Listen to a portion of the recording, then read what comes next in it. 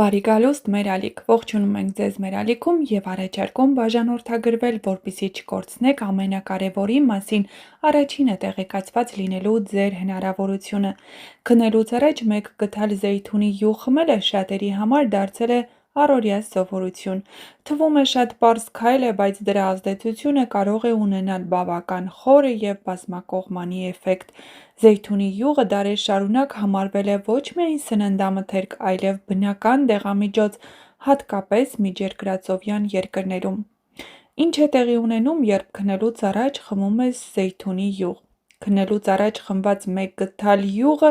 գործում է, երբ օրգանիզմը հանգիստ վիճակում է և կենտրոնանում է վերականգնման վրա։ Հնարավոր դրական ազդեցություններից են, որ այն լավացնում է մարսողությունը։ Զեյթունի յուղը խթանում է լեղու արտազատումը, օգնում է սննդի ավելի լավ մարսմանը և կանխում է փքվածությանը, ծանրության զգացումը։ Օգնում է հատկապես փորկապության դեպքում, այն բնական քսիչ է աղիների համար և կարող է մեղմ լուծողական ազդեցություն ունենալ առանց կախվածություն առաջացնելու։ Լավ է լյարդի համար։ Գիշերը զեյթունի յուղը կարող է նպաստել լյարդի մաքրմանը, քանի որ խթանում է տոքսինների հեռացումը։ Կարգավորում է արյան շաքարի մակարդակը։ Որոշ ուսումնասիրություններ ցույց են տալիս, որ զեյթունի յուղը կարող է նվազեցնել գիշերային շաքարի կտրուկ տատանումները։ Աջակցում է սրտի առողջությանը։ Այն հարուստ է ճարպաթթուներով, որոնք նպաստում են վատ խոլեստերինի նվազեցմանը։ Դրական ազդեցություն ունի մաշկի վրա։ Ներսից ընդունված զեյթունի յուղը կարող է նպաստել մաշկի խոնավությանը, էլաստիկությանը և գիշերային վերականգնմանը։ Երբ է առավել օգտակար խմել զեյթունի յուղ։ Քնելուց 20-30 րոպե առաջ։ Ստամոքսը ցանկալի է լինի գրեթե դատարկ։ Կարելի է խմել մաքուր կամ մի քանի կաթիլ կիտրոնի հյութով, եթե ստամոքսը դա թույլ է տալիս։ Ում համար է հատկապես օգտակար։ Մարդկանց, ովքեր ունեն փորկապություն, դանդաղ մարսողություն, լյարդի ծանրաբեռնվածություն և իհարկե չոր մաշկ։ Նրանց, ովքեր սնվում են անկանոն կամ ուշ ժամերին։ Սթրեսային կյանք ունեցող մարդկանց, քանի որ օգնում է օրգանիզմի ընդհանուր հանգստացմանը։ Ում է հակացուցված կամ ովքեր պետք է խուսափեն։ Չնայած օգտակար հատկություններին, զեյթունի յուղը բոլորի համար չէ։ Պետք է խուսափեն կամ զգույշ լինեն լեղաքարեր ունեցող մարդիկ։ Զեյթունի յուղը կարող է խթանել լեղապարկի կծկումը և առաջացնել ցավեր։ Սուր գաստրիտ կամ ստամոքսի խոց ունեցողները։ Կարող է ուժեղացնել այրոցը կամ ցավը։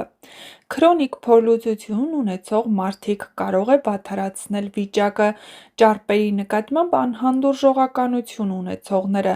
Մարդիկ, ովքեր ընդունում են որոշ դեղեր, օրինակ լեղու կամ արյան ճնշման վրա ազդող։ Ցանկալի է նախ խորհրդակցել բժշկի հետ և կարևոր հիշեցում. օրական քանակը չպետք է գերազանցի մեկ ճաշի գթալը։ Ընտրեք միայն բարձրորակ, սառը մամլված զեյթունի յուղ։ Սա դեղ չէ, այլ օժանդակ բնական միջոց։ Արդյունքը տեսանելի է լինում ոչ թե մեկ օրում, այլ իհարկե շաբաթների ընթացքում։ Քնելուց առաջ մեկ գթալ զեյթունի յուղ խմելը կարող է դառնալ փոքր, բայց կարևոր քայլ դեպի ավելի լավ մարսողություն, առողջ լյարդ և ընդհանուր բարեկեցություն։ Սակայն ինչպես ցանկացած բնական միջոցի դեպքում, կարևոր է լսել քո օրգանիզմին և չչարաշահել։ Ճիշտ օգտագործման դեպքում զեյթունի յուղը կարող է իսկապես փոխել քո կյանքի որակը ոչ թե հրաշքով, այլ իր բնական ուժով։ Մի ժամանակ մի փոքրիկ գյուղում, որտեղ գիշերները լուռ էին, իսկ լուսինը շատ մոտ, ապրում էր մի մարդ՝ Արամ անունով։ Նա արդեն երկար ժամանակ էր, ինչ իրեն լավ չէր զգում, ծանր քուն ուներ, առավոտները հոգնած էր արթնանում, ստամոքսը հաճախ էր ցավում, իսկ մտքերը երբեք չէին հանգստանում։ Բժիշկների դռները շատ էր թակել, բայց ամեն անգամ լսել էր նույնը՝ սթրես է, հանգստացիր, ճիշտ սնվիր։ Մի երեկո, երբ Արամը նստած էր տան բակում, հին լուսամփոփի տակ, գյուղի ամենատարեց կինը՝ Մարիամ տատը, մոտեցավ նրան։ Նրա աչքերը տարօրինակ խաղաղություն ունեին, կարծես շատ բան գիտեին կյանքի մասին։ Քնելուց առաջ ի՞նչ ես խմում, տղաս, հարցրեց նա։ Ոչինչ, պատասխանեց Արամը, երբեմն դառը թեյ։ Մարիամ տատը ժպտաց ու ասաց. այս գիշեր քնելուց առաջ խմիր մեկ գթալ զեյթունի յուղ, Մի հարցրու ինչու, պարզապես Սարա։ Արամը թերահավատ էր, բայց այդ գիշեր ինչ-որ բան ստիպեց նրան լսել տատին։ Նա վերցրեց շշից մեկ գդալ ոսկեգույն զեյթունի յուղ, խմեց ու պառկեց։ Այդ գիշեր նա քնեց անսովոր խորը։ Առաջին անգամ երկար ժամանակից հետո նրա քունը խաղաղ էր առանց ծանր մտքերի։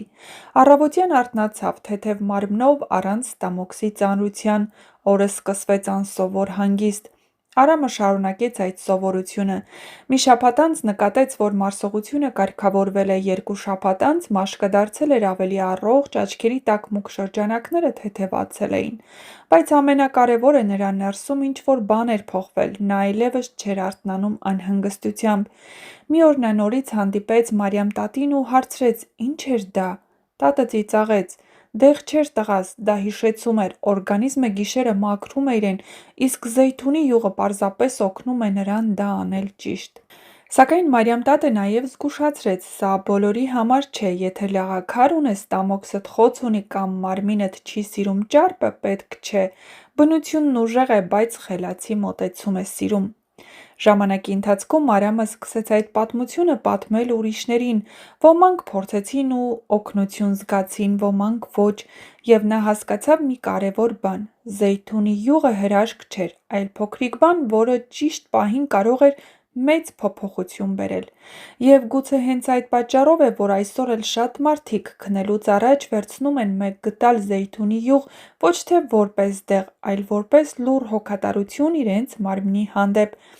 որովհետև երբեմն կյանքը փոխվում է ոչ թե մեծ քայլերից, այլ շատ փոքր, բայց ճիշտ ընտրված սովորությունից։ Հատկապես սալատների մեջ օգտագործեք զեյթունի յուղ։ Ինչ է տալիս զեյթունի յուղը, եթե այն սալաթի մեջ ես օգտագործում։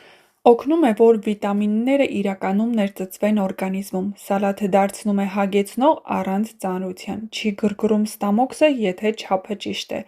Լավացնում է աղիների աշխատանքը։ Օգնում է վերահսկել քաղցը և ավելորդ ուտելը։ Երբ է լավագույն օգտագործել ցերեկ կամ երեկոյան սալատների մեջ, թարմ բանջարեղենով սալատների համար, սառը վիճակում։ Ինչի մասին պետք է հիշել. մեկ չափաբաժնի համար բավարար է 1 ճաշի գդալ։ Մի խառնեք ծանր սոուսների հետ։ Եթե լեղապարկի խնդիր ունես, չափը կրճատիր կամ անպայման խորհրդակցիր բժշկի հետ։ Եվ հիշեք, մեր տեսանյութերը կրում են բացառապես տեղեկատվական բնույթ և որևէ բժշկական ցուցում չեն պարունակում։ Եթե ունեք առողջական խնդիրներ, ապա անհապաղ դիմեք բժշկի կամ մասնագետի օգնությանը, քանի որ ինքնաբուժությունը կարող է վնասել ձեր իսկ առողջությանը։ Առողջ եղեք։